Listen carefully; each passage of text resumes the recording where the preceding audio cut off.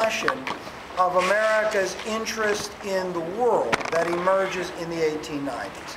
So the first things on the test are going to talk about America's, I guess would you call it transformation? Its transformation from being sort of inward-looking, focused on internal development, focused on industrialization, urbanization, and westward expansion, the big themes of the Gilded Age, to being outward-looking and looking at, the world.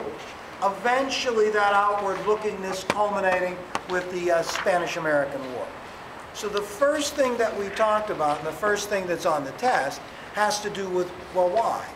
Why did Americans become outward-looking? Why was there a greater interest in the world beginning in the 1890s? What factors led to sort of this transformation? And if you remember, we put on the board a diagram. And in the middle of the diagram, we put expansionism.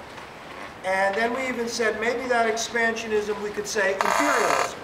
Right? So we put in the middle of the board expansionism, imperialism, colonialism, those things that represent sort of this outward lookingness of Americans during this time. And we said, okay, what factors contribute to this? What economic factors? What cultural factors?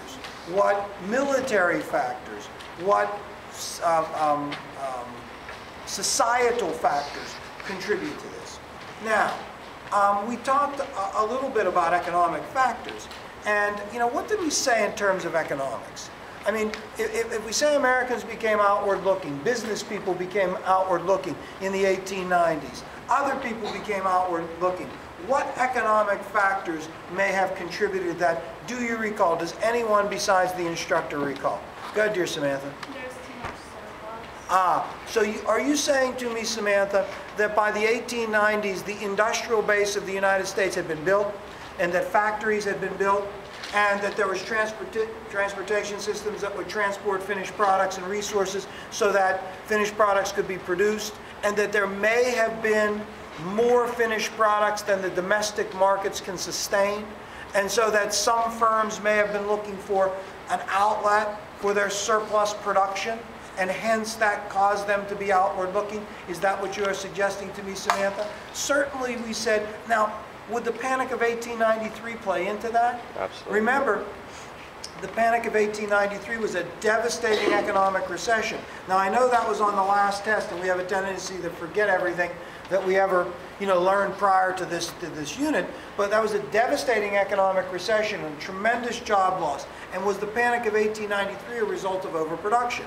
And if we want to stabilize things, is finding export markets sort of lucrative for business interests? And we said, sure, that finding export markets is a big part of the expansionism. But we also said there was sort of this thing called jingoism. What was, does anybody remember, we talked about this thing called jingoism. What was jingoism? Does anyone besides myself remember what, Melissa, you have studied jingoism extensively. What do you recall of it? That wasn't it like in order to be a great world power or something, America needed to have a strong navy? So you're saying central to jingoism was a militarism? And are you saying, Melissa, that there was a group of people, thinkers, politicians, that believed that America needed to have a strong military? In particular, what kind of military, dear Melissa?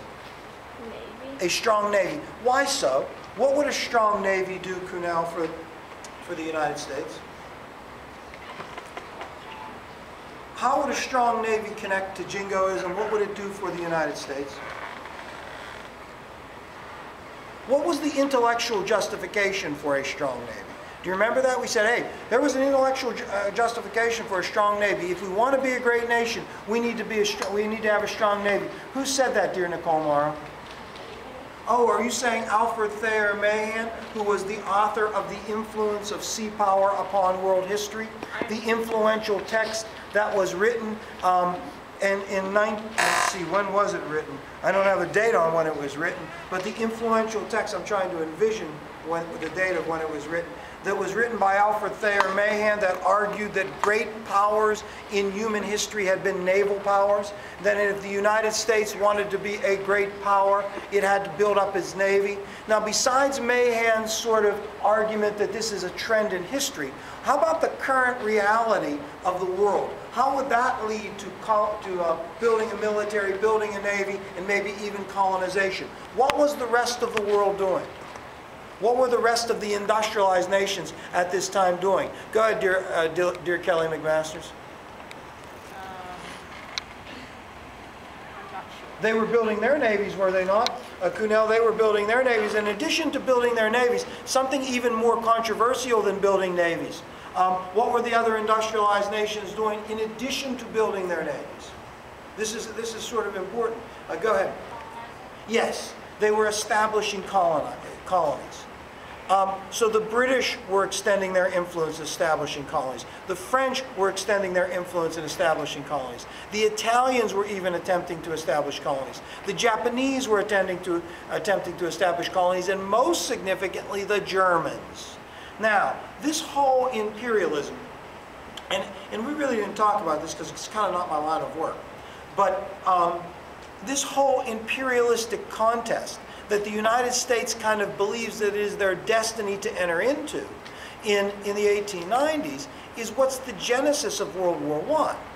You know, I mean, the industrialized powers of the world are carving up the unindustrialized powers into the world into colonial possessions, and the competition for these possessions, with Germany into the picture, is going to be the genesis for the First World War. Now, we really didn't talk about that. All we said was the Archduke was assassinated, and things happened, and we eventually got into it. But if you were studying it from a global standpoint, certainly that would be an important part of it.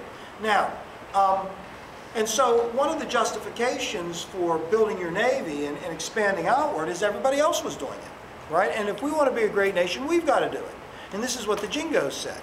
Hey, how about the Turner Thesis? Does anyone besides Brahani and myself recall what the Turner Thesis was? And how did that fit into this whole notion of expansionism, the Turner Thesis? Oh, dear Kelly McMasters recalls, yes. It's the idea that the conquest of the frontier is what made Americans. Oh, so Kelly McMasters, you are saying to me that Frederick Jackson Turner, the historian, wrote The Significance of the Frontier Upon American History, that paper. And in that paper, he argued that America was what it was because Americans successively had to conquer ever sort of expanding frontiers. And the paper was published in 1893, but there was disturbing news that came from the census of 1890 that was relevant, Amoya, to the Turner Thesis. What was that disturbing news? Oh, you do not recall? Emily, do you recall?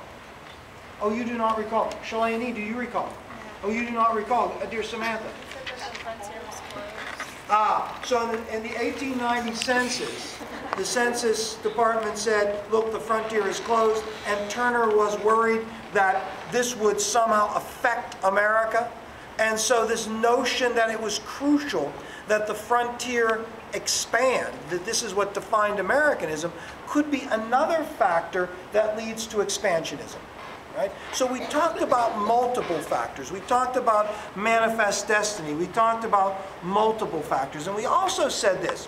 We also said, is this expansionistic impulse that seems to be permeating lots of people, common folk, missionaries, business people, military people, politicians during this time, leads to inevitably conflicts between the United States and other countries. And the most important of those conflicts is clearly the Spanish-American War.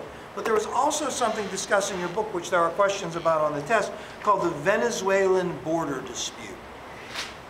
The Venezuelan border dispute involved President Grover Cleveland, Venezuela, and Britain.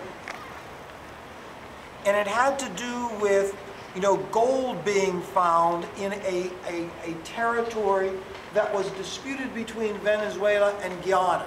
And I think, is it Guyana? What's on the north? French Guiana. French Guiana, it's on the northern... it's Suriname. Suriname and... of South America. Yeah. And it was a British possession. and there was a dispute about some land, and the United States intruded in